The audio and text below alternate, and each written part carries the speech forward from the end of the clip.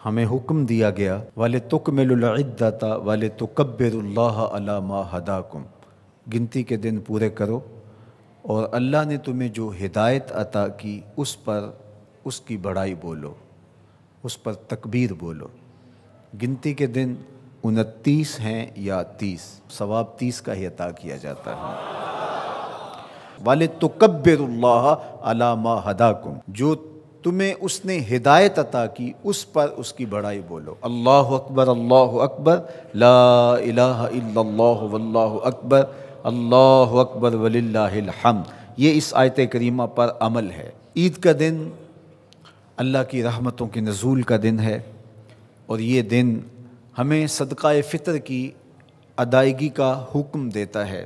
صدقہ فطر ایک تو غریبوں کو عید کی خوشیوں میں شامل کرنے کے لیے ہے، اور دوسرا روزے کے اندر جو ہم سے کوتاہیاں ہو جاتی ہیں یہ اس کا کفارہ بن جاتا ہے، اور روزوں کی قبولیت کا سبب اور ذریعہ بن جاتا ہے۔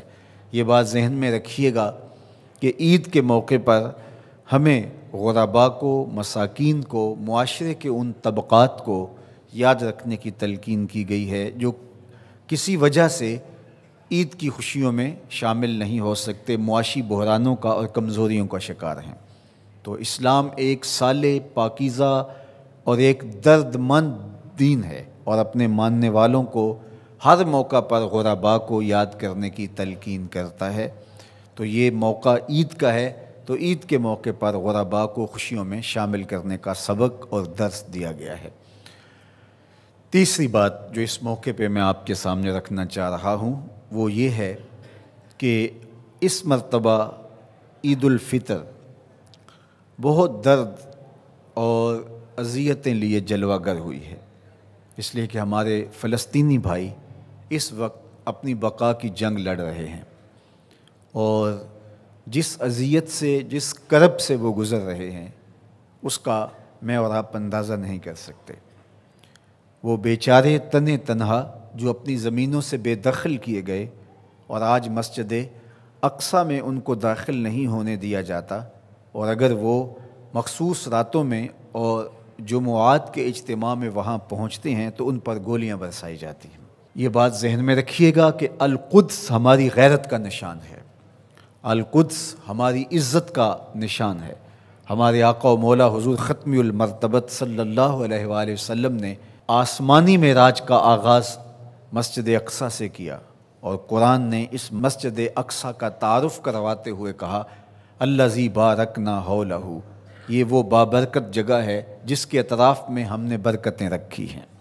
یہ انبیاء کی سرزمین ہے، یہ محبت انوار ہے، یہ ارض شام، فلسطین شام کا ہی حصہ ہے، اردن بھی شام کا حصہ ہے، فلسطین بھی شام کا حصہ ہے، اور سیریا یہ تقسیم کر دیا گیا۔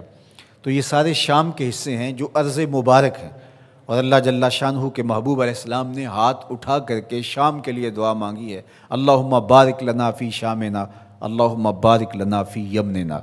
تو شام کی سرزمین اور بیت المقدس مسلمانوں کے لیے عزت کا مقام ہے، اور تیسری مقدس ترین جگہ ہمارے لیے مسجد اقصیٰ ہے۔ تو بیت المقدس پر آج یہودیوں کا قابض ہو جانا، اور پھر مزاحمت کرنے والے، اپنے حق مانگنے والے مسلمانوں کو یوں گولیوں سے بھون ڈالنا اور یوں اذیتوں میں مبتلا کرنا، اور پھر کوئی توانا آواز ان کے لیے بلند نہ ہونا، یہ دردناک صورتحال ہے۔ شاید آج انہوں نے فیصلہ کر لیا ہے کہ جیسے بھی ہو ہم اپنا حق لے کے رہیں گے۔ آج وہاں عید کے دن فلسطینی اپنے بچوں کو لے کر کے، دودھ پیتے بچوں کو بھی گود میں اٹھا کے مسجد اقصیٰ کی طرف مارچ کریں گے کہ یا مسجد اقصیٰ ملے گی یا پھر اپنی زندگی سے ہاتھ دھو بیٹھیں گے۔ تو یہ فیصلہ کن مارچ ہونے جا رہا ہے۔ پورے عالم اسلام میں اضطراب ہے، ہم بے بس اور مجبور لوگ کیا کر سکتے ہیں ان کے لیے، لیکن دعا مومن کا اسلحہ ہے۔ جب ہم کچھ اور نہیں کر پاتے تو دعا ہمارے پاس موجود ہے۔